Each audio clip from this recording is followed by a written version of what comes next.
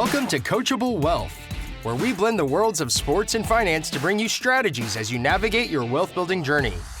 John, Cody, and Sean are here to help you elevate your financial advisor relationship to meet your long-term goals. Now let's get to it. All right, welcome back, everybody. Finally getting some nice spring weather here. Yeah, let's hope it continues that way and we don't have another full week of rain. Yeah, it's funny, the weather. We go in from a severe drought to, 5-6 inches of rain in a couple days? Yeah. Last week was crazy. I know the golf courses are still pretty soaked. Yeah. Finally got a chance to go to the driving range yesterday. It was just like a absolute muddy mess. Just walking to your slot, and any shot you took, it was just throwing up mud all over the place. Yeah, that's frustrating. Yeah, I would probably hit a couple balls and be like, all right, I'm out. Yeah. With golf season here, do you guys have any specific goals in mind? I'd like to straighten my drive out. I don't know how many rounds of golf. The hard thing about golf is it's just all about practice. And unless you have a ton of time, it's very hard to get better at it. Yeah, I would say the same as Sean. Get the drive straightened out and just play more. I think that'll solve some of the issues, but it's funny you said that, Sean. I did Google how to straighten a drive or avoid the slice for a left-handed golfer yesterday, and it basically said counteract it with like a draw. Just aim right, hopefully it stays in play. That's what Google said. So it didn't tell you how to actually fix it. It just said aim far right. There was some ways to fix it, but one of them was basically aim right and hope for a draw. I've certainly freaked some people out on the golf course where they made comments that I'm facing the wrong way. I said, trust me, this is going to end up right where it needs to be. That's how my drive used to be. But then ever since I slowed down my swing and got a new driver, we talked about how important clubs are, especially now with the new technology. It's not good. Granted, I haven't played once yet this year, but we'll see. It's just like the ball's on the tee and you see it. If you're an athlete, something gets activated and you were like, I have to smack this ball. Oh, yeah. It's humanly possible. And the more you try to do that, the worse you get. Oh, I know what my problem is. I just don't really know how to fix it. I mean, Cody and I were talking about the PGA Championship going on over the weekend, and Scotty Scheffler, how he is kind of an unorthodox swing, but he's so good at it. And kind of what he does is kind of what they tell you not to do, is kind of swing way over the top and come down the ball, and that's kind of what I do, and that's what causes the slice, but I just have struggle time fixing it. Yeah, it's crazy. I mean, I definitely think that golf, at least for me personally, I think it's by far the most frustrating sport I've ever played, and continue to still play it. That's because most sports, the harder you try, the better the result, the more effort you put into it, the better you get. Golf, it's if you try to drive this ball 400 yards and hit as hard as you can, you are going to have the worst swing of your life. Yeah. I think it definitely goes more towards putting the effort in and going to the range at least once a week and all that. And it's just I don't have time to do that. It is kind of crazy, too, if you think about it. I mean, every sport, like Sean said, mostly the harder you try, the better result you're going to get. But I feel like in golf, there's so many different scenarios. Yeah. I mean, it could be the lie of the ball or the tee, the hole, just whatever it is, but I feel like out of all 18 holes, there's just so many different situations and scenarios that could occur. Yeah, I mean, it's kind of the same thing about investing. There's always a different headline every single week, every month. Market's going to go up, market's going to go down. I mean, obviously, we just had the news on Friday with the U.S. credit rating getting downgraded by Moody's. There's always something, and just because there's something doesn't mean you have to, change your investment strategy. It's always thinking about the long game. Same in golf. Again, that's easy to say. But then as soon as you get up there, you're like, oh, yeah, I can hit this ball between these two trees. Most likely you just end up drilling the one tree and it goes behind you. That is so true. Yeah, I think it's kind of what I said earlier, just staying calm and not, like when I golf, I'm like, I need to kill this ball. And every time I try to do that, I'm a horrible golfer. But I go up, I relax, I stick to my plan, I'm fun, I have fun. It always works out. I play much better. Same thing with investing, right? It would have been really easy for everybody just to throw their hands up in the air in the beginning of April, sell everything, and just say, "Oh, that's it. The world's doomed." But now the market's actually positive. Yep. Since then, so it's for the year. So if you just did that, you miss out on all the gains. So it's how can you stay calm? Just like golf, I'm gonna have on an 18-hole golf course. If you got to use your driver 15 times, I'm gonna have 9 awful drives. But if I just start freaking out and getting really upset, then every other shot I have is also going to be awful. But if I just stay calm, you stick to your plan, you end up, it always ends up correcting itself. No, that's a good point. I do think there's a lot of the same, not problems, but comparisons between golf and investing. A lot of it comes, like what Sean was just saying, comes back to your emotions. Like if say on a par 4, if I had a great drive and I'm 100 yards to the hole, I'm going to get so excited, try to perfect a shot to like 10, 15 feet, where realistically the chances I'm going to do that are pretty slim. Or if I just went up there and just hit it nice and easy, just trying to get on the green to give me a birdie putt, I'd probably play a lot better. And again, I say that now, but I know the first time I go out there and that happens, I'm going to try to hit a perfect shot. Same thing with investing. You can't obviously just try to have the perfect stocks or the perfect portfolio in the short term. No, it's so true. I mean, if you think about it, when everyone says, par golf is the best golf, Yeah. But like you said, Cody, you're always trying to get that birdie or just do like one up or one thing better. But chances are you're probably not going to. I mean, just as an amateur who's playing golf for fun, you're probably just going to go out there and try to get a par. But you try to do too much, you crush it, and you add a couple of strokes on. And I think that it's so true. The comparison between golf and what we do, building a financial plan, it's so comparable.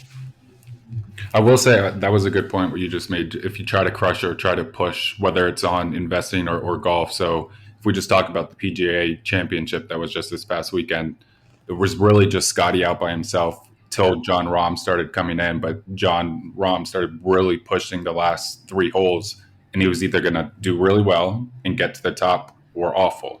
Unfortunately, he did awful. He lost, I think, 6 strokes on the last 3 holes, and that's why Scotty won easily. Yeah. It's the same with investing. Like if you went into this year and was like, hey, the Mag 7 did so well over the last 2 years, let me just go all in the Mag 7. Yeah. I'm sure you probably did not feel great in early April.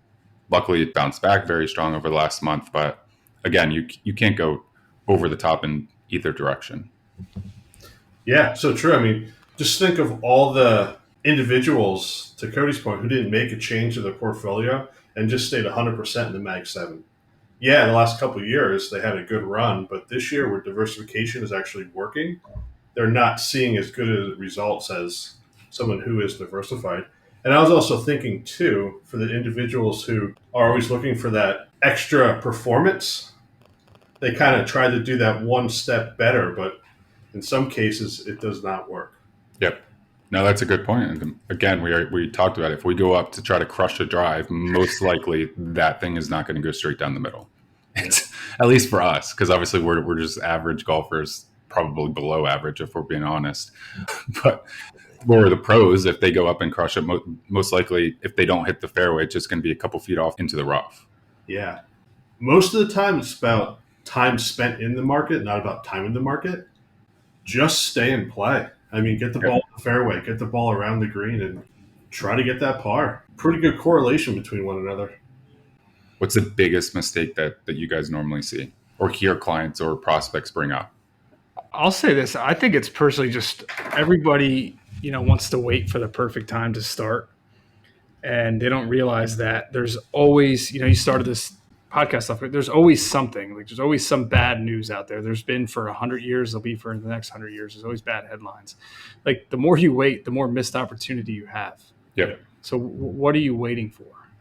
That's a really good point. I mean, we're talking about the PGA Championship, but Rory's played how many Masters trying to win the Grand Slam, and he finally won it this past year. Yeah. He's probably 15. I don't know how many he played, but stayed consistent. They didn't change much in his game and finally won it this year. I know there's probably a ton of people out right now, especially over the last couple of years because of interest rates, that just have so much money in cash. The Fed's going to drop rates. Nothing is going to happen to your cash other than you're going to get a lower rate of interest. If you own certain types of bonds, one, you're going to get a bump in the bond price if they lower interest rates. There's so many other things that could happen. What are you waiting for? When you look at the headlines, like for this morning, for an example, I'm sure if people opened, CNBC or any of the financial apps, they probably saw the Dow was down, whatever it was, 300, 500 points. I think now it's close to bouncing back to being positive today. I would say the most thing that you probably don't see on the news is how fixed income or bonds are doing or how international markets are doing. And that's a very important, side of your portfolio. If we're talking about golf right now, like I would say most people focus on the drive, but that's one shot every single hole, where all the other clubs make up majority of the other shots. Just thinking back to March and April, you guys are talking about all the negative sentiment out there, the news. I mean, the tariffs, interest rates, inflation. I mean, all of it's still floating around. And you pull up whatever news source you want, and you see all those negative headlines and all the red in the market kind of when it was going down. But just in that 30 or 60 day time frame, we did have that V-shaped recovery. But it seems like we're back to almost where we were a couple months ago in like market performance, but there's still so much negative sentiment out there. I feel like even though the market is doing a little better, as you guys were saying.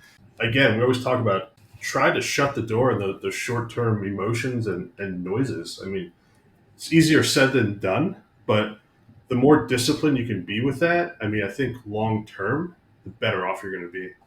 Yeah, definitely. Happy Gilmore, you got to go to your happy place. That is true. I mean, tough the decline was in early April. It was one of the largest 3-4 day sell-offs we've had in the history of the S&P 500.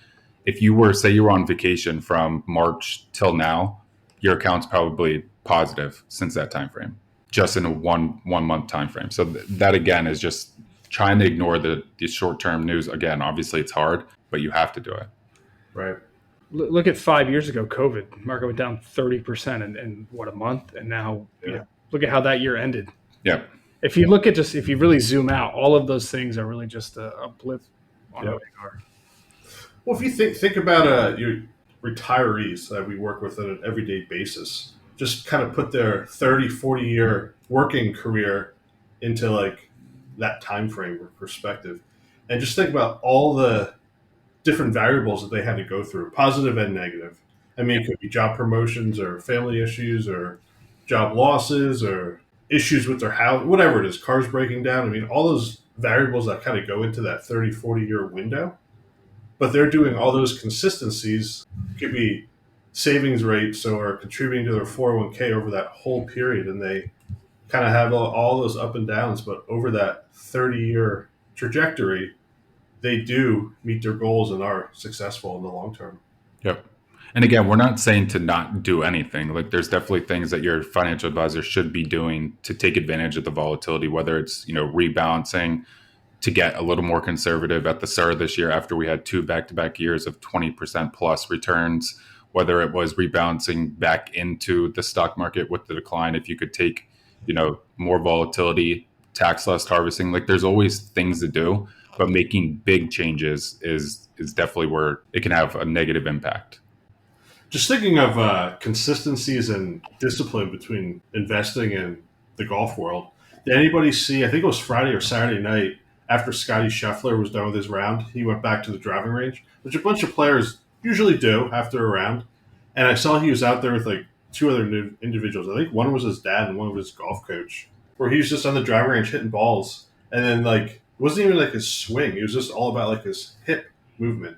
Yeah. And kind of one guy was behind him, one was holding his head, and they were just kind of flexing his hips to make sure he was getting like that right movement. But just those little, as Cody was saying, those little tweaks in your game or your plan can pay off greatly in the long run. No, that's very true. I could use some help from Scotty Scheffler's golf coach. I think we all could. It's a long day on a golf course. What is playing 18 holes? 5 hours sometimes. Yeah. Hopefully not 5 hours, but most likely I know we do a good amount of golf tournaments, and when it's shotgun start, people are stopping the talk and everything. Yeah, and most likely it's 5 hours. I mean, investing's a long road. Yep. You could start off really bad and finish really strong, and vice versa. Have good and bad times all in between. So it's a super long game or a super long round. I think that is a good point. Like you're in investing and in pretty much any sport, you're obviously going to have great times and you're going to have times that are tough. And it's just sticking to your game plan. Again, not trying to make huge changes one way or another and just staying calm. that's easier said than done, especially when we have a huge, downturn like we did in April. That's why it's important to work with a financial advisor, because we do plan a lot of those stress tests. And a lot of time we do look into, obviously, the outcomes, a lot of that being market performance. But a lot of time spent with clients is talking about process and habits. And that kind of goes back to everything we were just talking about. Is your savings rate okay? Are you contributing to the right buckets? Are you doing the right thing on the tax side, like tax loss harvesting that we can kind of look at, and diversification? Is that okay? Is your risk tolerance in line? All those things kind of add into the process and habits and are aligned with the outcomes. But I mean, the more disciplined you are with those process and habits, the better off you are going to be in the long term. What would you say is the biggest habit that you see that potentially would cause a lot of problems in investing? I would say mine is when people, they see, say, for an example, in 2023, 2024, the S&P 500 was up 20%, but the Mag 7 was up, 50% plus each year? They're like, well, why didn't I get those returns? And then they want to go into something that just did very well, thinking that the same thing is going to happen over time. I feel like that's where a lot of potential problems come from. Same with golf. If you see a professional do something and then you try to go, like, if you try to swing like Scotty and move your feet while you're hitting the ball, most likely it's not going to be a pretty outcome. I think figuring out spending habits and why do some clients have such a large cash position? What can we do with that?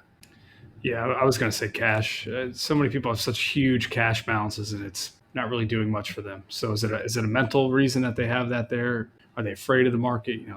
Trying to get to the bottom of that. Yeah, it's definitely different for each person. Like, I get why someone who owns a business may have a higher cash position, but somebody who has a stable job, they know they're not going to need the cash going forward. I think talking to them about putting that money to work, especially even if it's majority in fixed income. Because as you were saying a little earlier, Sean, as the Fed does cut interest rates, which I'm sure they will at some point this year, that yield that they're getting on cash is just going to go down. Where if you're putting it in fixed income, you're at least locking in that yield for a decent duration. Yeah. And I think, John, we come across all the time. I mean, people will have, maybe 6 months of their living expenses is, I don't know, 50, 60 grand, but they have $300,000-$400,000 in cash. And it's like, that's a little excessive. Yeah. Trying to figure out the why. Why are they holding it? Yep, absolutely. What's one mindset shift you'd like to see every investor make besides putting cash to work? Because I think we all agree there. I would say just start sooner. That's a good point. Yeah. What are you waiting for? What your strategy is? Yeah. I think long-term focus versus short-term. Block out as much of the noise as possible. I was going to say I would try to not pay attention to what the market's doing on a daily basis, just because you're not going to change something just based on the market doing something in a single day. Whether it's up, 1% or down 1%, you're not going to make a change. I also think, like, as Sean was saying, not trying to time the market is really, really important. Yeah. Because people think at the start of this year, oh, maybe it's too late because the market just went up 20+% the last 2 years. Well, it's never too late. Because eventually the market is going to go up to the right. Sure, you're going to have volatility in the short term, but I think the long-term focus is definitely the most important thing. It's my favorite quote. Best time to plant a tree was 20 years ago. Second best time is today. That's a good one. Good thing I just had to take down a tree and plant a new one. There you go. There you go. I think it was over the weekend or late last week. I was reading an article, and similar about how people are hesitant to get into the markets. They're also hesitant to get into the housing market right now just because of the high mortgage rates, which 100% I get. But they were saying if you have the funds available, saying you have the down payment to go buy a house now, and you really like the property, go do it. Yeah. There's going to be so many unknown variables into the future that are probably going to keep saying, hey, this might not be the right time. But even though rates are a little higher than normal right now, still a good time if you really like that property to go do it. Yeah, especially if you're buying it to live there for the long term. If you're doing it as an investment, that's a completely different story. But if you're doing it because that's going to be your house for the next 20 years, really, what does the price now matter compared to 20 years down the line? Same with stocks. Like, 100%. Do we think stocks are going to be up in, let's say, even 5 years from now? Like, yeah. But who knows what's going to happen over the next year? Yeah, it's just that mindset that there's always something holding you back now. Yep. Or I guess better times ahead. I think it's just something to think about. I think that's a good point. Like, you don't have to time everything perfectly. Yeah. If you just keep showing up, it's the same with golf too. Like, you're never going to play a perfect 18 holes. At least we're not. Obviously pros can. If we keep showing up over time, most likely we're going to get better. Yeah. We hope you enjoyed this episode of Coachable Wealth, brought to you by Morton Brown Family Wealth, an SEC-registered investment advisor. This podcast is designed for educational and informational purposes and not intended as investment advice. More information can be found at www.mortonbrownfw.com.